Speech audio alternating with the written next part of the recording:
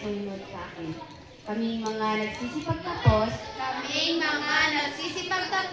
sa paaralang elementarya ng Imelda sa taong panunuruan 2025 at 2026 ay nanunumpang mamahalin namin ang aming paaralan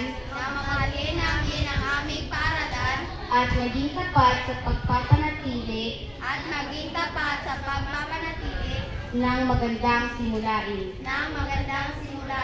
Inyasik sa aming murang isipan, lagi naming isa sa isip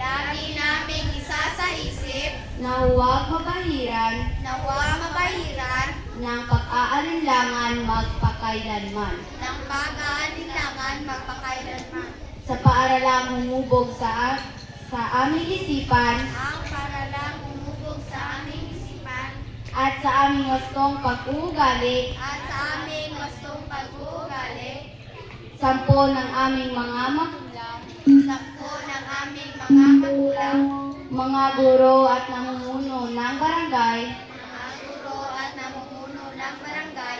upang kami ay maging marangal na mamamayan.